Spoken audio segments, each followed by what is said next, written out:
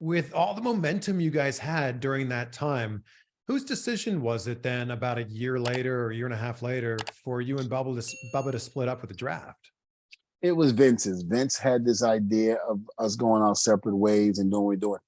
Also, there was talks about Vince having a hard on, no point intended. Maybe I shouldn't use that phrase, what I'm about to say, but he had an end for the Catholic Church. Because remember, at that time, we had people picketing, protesting us, and this and that, and being hypocritical, especially people from the church. But meanwhile, this was at the time when the church was having controversy within its own home with the priests, with the little boys, and things like that.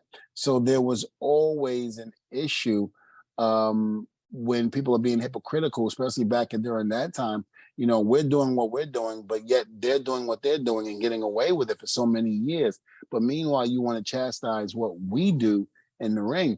So it was, and then plus, you know, Benny Hinn, you know, some of the TV evangelists. Who's the other one? Jim Baker. And the other one, Billy Graham, maybe? Billy Graham, there was no controversy with him.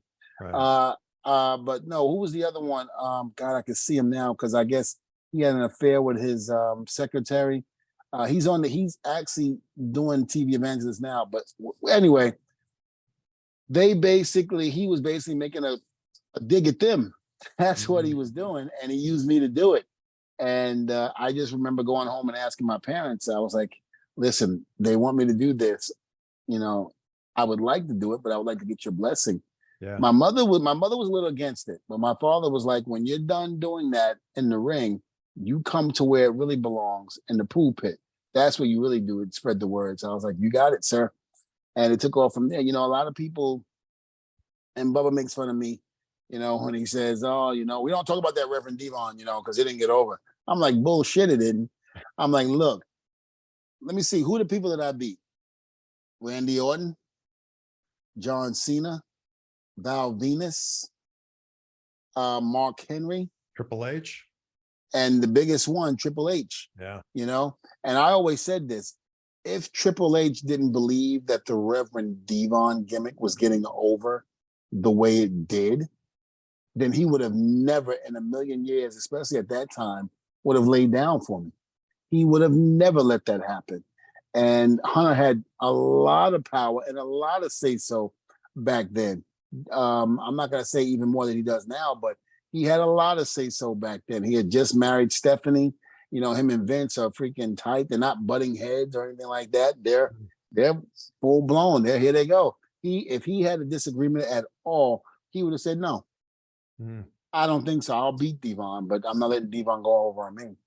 And that ended up being a vehicle to really get Batista to take off. So I'm curious, what was it like the first time that you met Dave? Well, you know, I mean, this big guy, you know, I mean, he was massive, 10 times the size he is now. Yeah. And I just remember looking at him going, good God. I just went, what the hell are they going to do? I said, I hope they don't have him turn on me. Because I said, if they do, they usually going to beat the shit. It's going to hurt. And I just remember Dave didn't really know anything. You know, like for instance, we did a spot in the match with myself and Triple H where I would throw Triple H on the outside, take the referee. Hunter would be getting up, leaning up against the post. Batista sees him, does the sign of the cross, goes to clothesline him, but Hunter gets out the way and Batista hits the post and goes down. And I remember Batista came to me and said, Rev, I got to ask you a question. So what's up? He goes, how do I do this?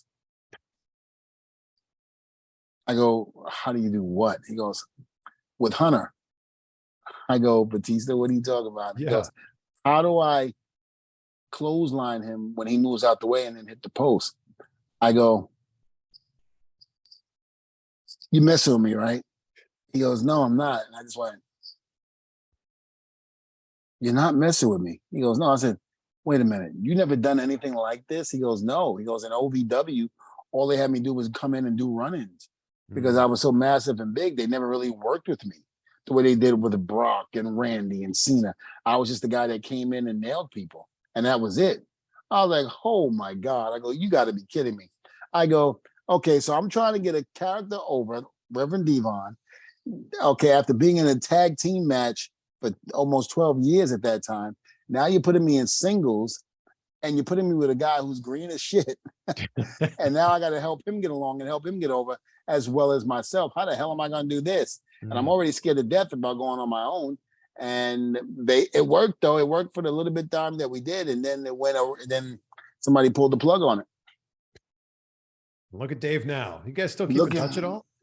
Every once in a while, I'll see him. I'll tell him, "Hey, I called you," and he'll go, "You never called me." I go, "I did call you, Dave." He goes, "No, you don't have any missed calls." I go, "Because your phone is probably not working."